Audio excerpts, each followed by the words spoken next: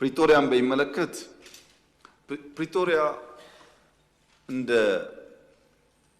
ድርድር ብቻ መታየት ያለበት ጉዳይ አይመስለኝም። ብዙ ውጤት ያስገኘ የሰላም ስምምነት ነው።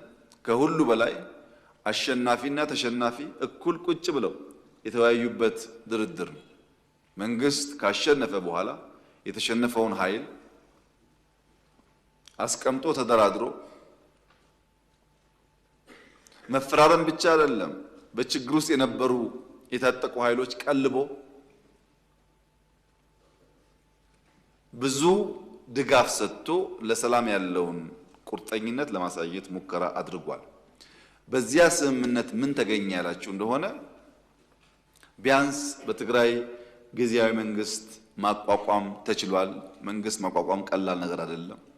ከ60 ሺህ ያላነሱ የታጠቁ ኃይሎች በዲዲአር አስፈላጊው ክፍያ ተፈጽሞላቸው ከሰራዊቱ እንዲቀነሱ ሙከራ ተደርጓል።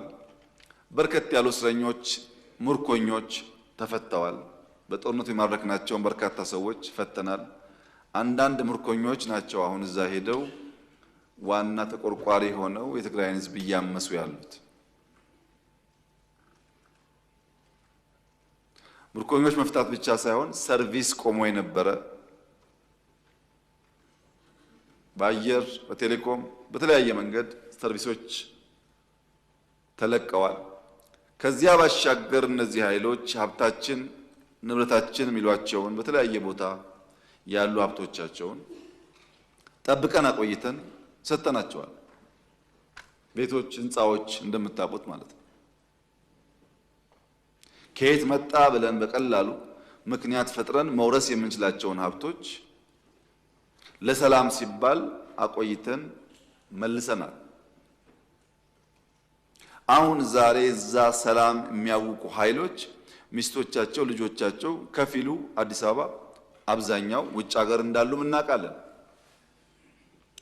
አዲስ አበባ ያሉትን ከፊል ቤተሰብ ያልነካንበት ዋናው ምክንያት በአንድ ሰው ጥፋት ዘሆል ቤተሰብ መታመሱን እንደ መንግስት በወደ ሰፊነት ማየት ይሻላል ብለን ስላሰብን በርካታ ጥቅም ከማስገኘቱ በተጨማሪ ለምን ፕሪቶሪያ ተስማማችሁ የሚሉ ደግሞ በጣም በርካታ አኩራፊዎች ተፈጥረዋል።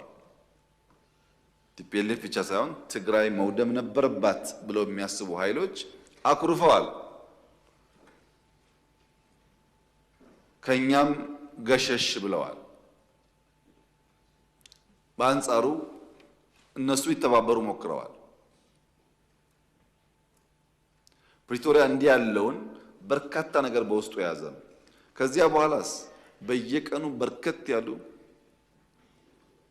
ውጊያ፣ ጦርነት ሊቀሰቅሱ የሚችሉ ፕሮቮኬሽንስ በየጊዜው ትግራይ ባሉ ኃይሎች ይፈጸማል። በየጊዜው ከሁሉ የከፋው አሁን በርካታ የትግራይ ልጆች በጉልበት ታፍሰው ሱዳን ላለው ጦርነት ተሽጠዋል። በሱዳን ጦርነት ውስጥ የትግራይ ወጣቶች በማያውቁት ጉዳይ ሕይወታቸውን እያጡ ይገኛሉ። ኢትዮጵያ ውስጥ ያለው ጉዳይ አልበቃ ብሎ ጉዳይ ወደ ሱዳን ተሸጋግሯል። በዚህ ሁሉ ውስጥ የትግራይ ሕዝብ ተጎጂ ነው። የትግራይ ሕዝብ የችግሩ ባለቤት ሳይሆን የችግሩ ገፈት ቀማሽ ነው። የትግራይ ሕዝብን ችግር የበለጠ ያባባሰው የውስጥ ቁስል መሆኑ ነው። የማይታይ የውስጥ ቁስል በቀላሉ የማይሽር መሆኑ ነው። በነገራችን ላይ ዛሬ